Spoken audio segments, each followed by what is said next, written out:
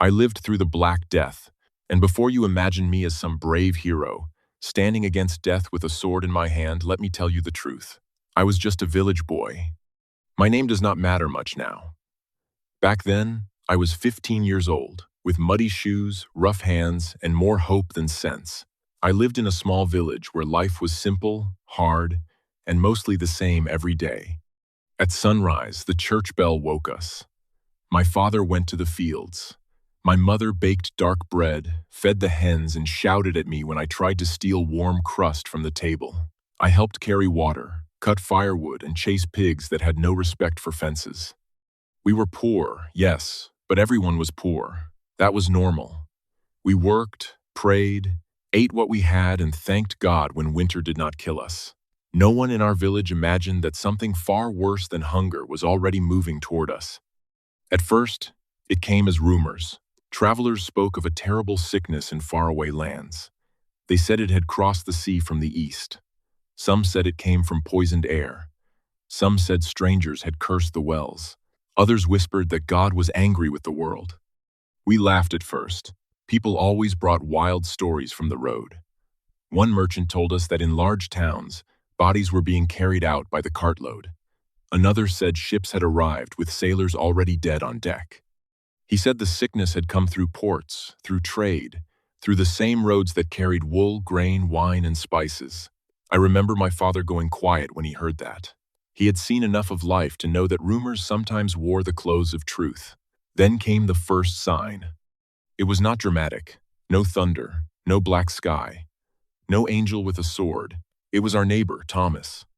He was a strong man, the kind who could lift a sack of grain as if it were a sleeping child. One morning, he did not come to the fields. By noon, his wife was crying outside their cottage. My mother told me not to look, so of course, I looked. Thomas was lying on a straw bed, burning with fever. His face was pale, his lips dry. Under his arm was a swelling, dark and painful, like some evil fruit growing beneath the skin. Later I learned people called those swellings buboes. By the next morning, Thomas was dead. That was when the laughter stopped. The sickness spread faster than fear, and fear was everywhere. One house became two. Two became five. Soon every bell in the village seemed to ring for the dead. The sound of mourning became as common as birdsong. People shut their doors. Families stopped visiting families. Friends crossed the road to avoid one another. If someone coughed, everyone stepped back. If someone looked flushed, whispers followed them like flies. We did not understand what caused it. We did not know about fleas or rats or the tiny enemies hiding in the world too small for our eyes. We only knew that a person could be laughing on Monday, sweating on Tuesday, and buried by Thursday. Sometimes, not even buried. There were too many. During the outbreak, life became strange and silent. The field still needed tending, but who could work when half the men were sick or dead? The miller died, and suddenly, grain could not be ground. The blacksmith died, and broken tools stayed broken. The priest grew exhausted from giving last prayers, until one day, he too fell ill. That frightened us most. If even the man who spoke to God could not escape, what chance did the rest of us have? Some people turned deeply religious. They walked barefoot, crying prayers into the road. Others blamed outsiders. Others drank themselves senseless. A few packed their things and fled, though many carried the sickness with them without knowing it. My mother boiled herbs. My father burned sweet-smelling plants in the doorway because people believed foul air carried disease. We covered our noses with cloth. We prayed until our knees hurt. But still, death entered. The darkest moment came in our own home. My little sister, Alice, was 8 years old. She had a laugh that sounded like water over stones. She used to follow me everywhere, even when I begged her to leave me alone. One evening, she said she was cold. By midnight, she was burning. My mother held her and sang the same lullaby she sang when Alice was a baby. My father stood by the door, helpless, staring at the floor like it might open and give him an answer. I remember Alice looking at me and whispering, "Will the spring come?" I told her yes. I promised her. She died before morning. For a long time after that, I hated myself for making a promise I could not keep. We buried her near the churchyard, though there was hardly space left. No proper funeral, no long gathering, no food shared after, just dirt, tears, and the bell. After Alice, the world felt empty. But then, slowly, almost shamefully, the dying began to slow. At first, we did not trust it. One quiet day meant nothing. 2 quiet days meant maybe death was resting. A week without a new grave felt impossible. The plague did not vanish all at once. It faded like a nightmare at dawn, leaving behind sweat, silence, and the memory of screams. When the first spring flowers came, I thought of Alice.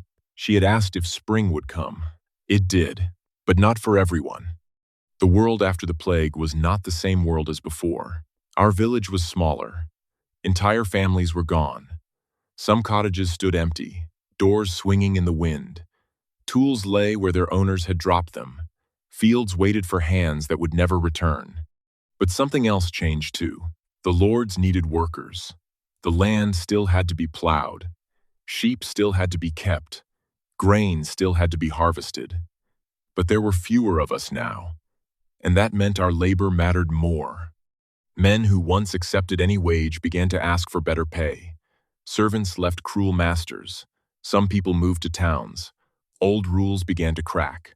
The plague had taken so much, but it also shook the world that had kept poor people trapped for generations. I did not understand all of that at 15. I only knew that death had walked through our village and left fingerprints on every door. Years later, when people asked me what the Black Death was like, I did not speak first of numbers, though the numbers were terrible. Across Europe, millions died. Some say nearly 1 out of every 3 people was taken. In some places, it was even worse. But numbers do not cry. Numbers do not hold a sister's hand. Numbers do not remember the smell of smoke in the doorway, the sound of church bells, or the fear of waking up with a fever. So this is what I tell them. The Black Death was not only a sickness, it was a mirror. It showed us how fragile life was. It showed us how quickly normal days can disappear. It showed us that kings, priests, merchants, farmers, mothers, and children all breathe the same uncertain air. Before the plague, I thought tomorrow was promised. After it, I knew better. So when the sun rose, I noticed it. When bread came warm from the oven, I tasted it slowly. When someone laughed, I listened. When spring returned, I did not take it lightly, because I had lived through the Black Death. And I learned that survival is not just continuing to breathe. Sometimes survival means remembering the dead, carrying their names quietly inside you, and choosing to live with more mercy than fear. If you had walked through my village before the plague, you would have seen ordinary people living ordinary lives. If you had walked through it after, you would have seen fewer people. But you would also have seen something else. People standing again. People planting again. People loving again. And maybe that is the strangest thing about human beings. Even after the darkest season, we still look for the spring.